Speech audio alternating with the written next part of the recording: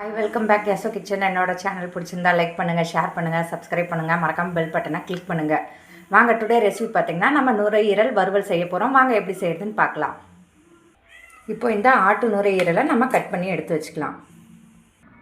இதை இப்போ நம்ம கட் பண்ணி வாஷ் பண்ணி எடுத்து வச்சு ஏற்கனவே வாஷ் பண்ணிட்டோம். திருப்பி கட் பண்ணிட்டு ஒரு டைம் நம்ம வாஷ் பண்ணிக்கலாம். இப்போ வானில் வச்சு 50 கிராம் எண்ணெய் சேர்த்துக்கலாம்.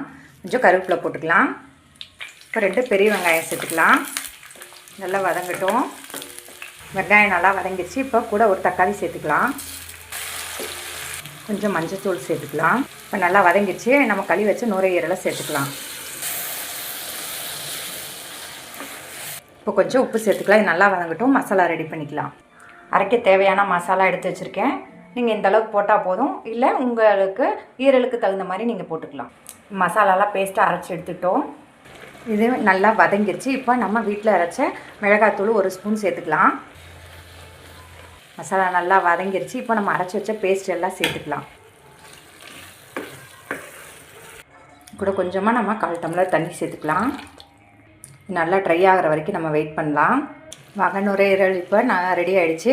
எப்படி இருக்குதுன்னு பாருங்கள். நல்லா எண்ணெய் பிரிஞ்சு வர ஆரம்பிச்சிருச்சு. இப்போ நம்ம மல்லித்தலையை தூவி பார்க்கும்போதே சூப்பராக இருக்குது பாருங்கள். என்னோடய சேனல் உங்களுக்கு பிடிச்சிருந்தா சப்ஸ்கிரைப் பண்ணுங்கள். Thank you friends.